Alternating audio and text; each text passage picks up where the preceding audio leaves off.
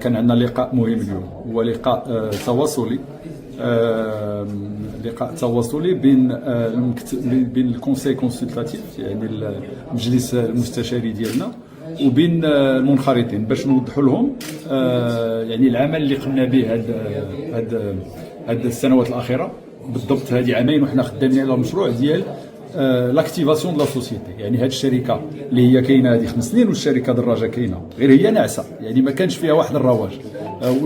والنادي كان خدام بالجمعيه، والهدف ديالنا هو نعاودوا نخدموا الشركه ونحاولوا نضخوا يعني اموال جديده جايه من مستثمر يعني انستيتيوشنال اللي كاين في لابلاص دو كازابلانكا، اللي يمكننا باش نعاودوا واحد الانطلاقه جديده لنادي الرجاء البيضاوي. كنعرفوا بان هذا السير اللي كان هاد 10 سنوات الاخيره بالنمط ديال الجمعيه يعني وصلنا لواحد الباب مغلوقه. كنشوفوا بان في 8 سنين دوزنا 9 الرؤساء، وفي نفس يعني هذه الانستابيليتي اللي كاينه كنشوفوا الاخير المديونيه غادو كتراكم.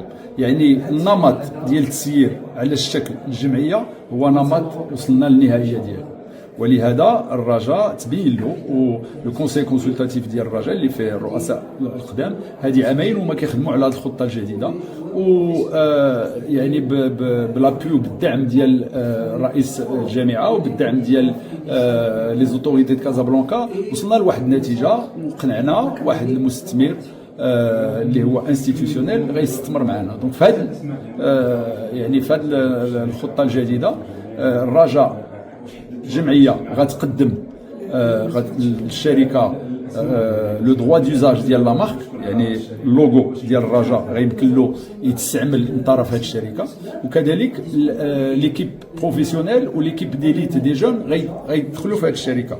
وقومنا يعني كان واحد التقويم ديال هاد جوج النقاط هادو، والتقويم اللي وصلنا له هو تقريبا 10 المليار اللي الجمعيه غتجيبها للشركه، وفي نفس الوقت المستثمر اللي غيدخل معنا في الشركه غيجيب 15 مليار، وغنخلقوا هكذا راس المال ديال الشركه غيدوز من 300 مليون اليوم ل 250 مليون ديال الدرهم، وغنكونوا كنظن اكبر شركه رياضيه في المغرب اللي غتكون هي الرجاء.